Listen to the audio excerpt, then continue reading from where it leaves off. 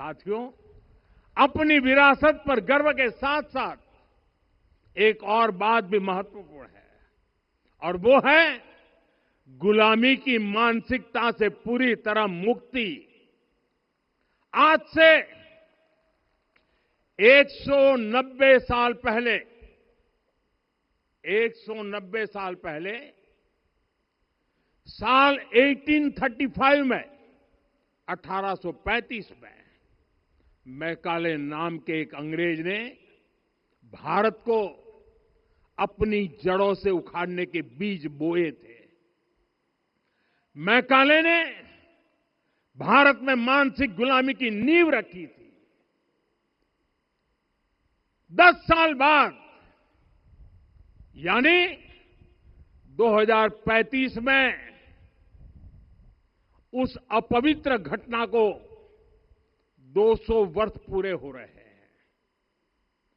कुछ दिन पहले मैंने एक कार्यक्रम में आग्रह किया था कि हमें आने वाले 10 वर्षों तक उस 10 वर्षों का लक्ष्य लेकर चलना है कि भारत को गुलामी की मानसिकता से मुक्त करके रहेंगे। साथियों, सबसे बड़ा दुर्भाग्य यह है कि मैकाले ने जो कुछ सोचा था उसका प्रभाव कहीं व्यापक हुआ। हमें आजादी मिली, लेकिन हीन भावना से मुक्ति नहीं मिली। हमारे यहां एक विकार आ गया कि विदेश की हर चीज, हर व्यवस्था अच्छी है और जो हमारी अपनी चीजें हैं उनमें खोट ही खोट है। साथियों, गुलामी की यही मानसिकता है जिसने लगातार यह स्थापित किया। हमने विदेशों से लोकतंत्र लिया। कहा गया कि हमारा संविधान भी विदेश से प्रेरित है, जबकि सच ये है कि भारत लोकतंत्र की जननी है, मदर ऑफ डेमोक्रेसी है। लोकतंत्र हमारे डीएनए में है। साथियों, अगर आप तमिलनाडु जाएंगे तो तमिलनाडु के उत्तरी हिस्से में उत्तीरमेरूर गांव है। वहां हजारों वर्ष पहले का एक शिलालेख है। उसमें बताया गया है कि उस कालखंड में भी कैसे लोकतांत्रिक तरीके से शासन व्यवस्था चलती थी, लोग कैसे सरकार चुनते थे। लेकिन हमारे यहां तो मैग्ना कार्टा की प्रशंसा का ही चलन रहा। हमारे यहां भगवान बसवन्ना, उनके अनुभव मंटपा की जानकारी भी सीमित रखी गई।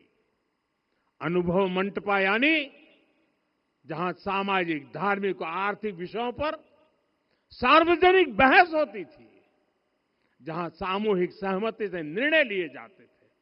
लेकिन गुलामी की मानसिकता के कारण इस भारत की कितनी ही पीढ़ियों को इस जानकारी से भी वंचित रखा गया। साथियों, हमारी व्यवस्था के हर कोने में गुलामी की इस मानसिकता ने डेरा डाला हुआ था। अब याद करिए, भारतीय नौसेना का ध्वज सदियों तक उस ध्वज पर ऐसे प्रतीक बने रहे जिनका हमारी सभ्यता, हमारी शक्ति, हमारी विरासत से कोई संबंध नहीं था। अब हमने नौसेना के ध्वज से गुलामी के हर प्रतीक को हटाया है।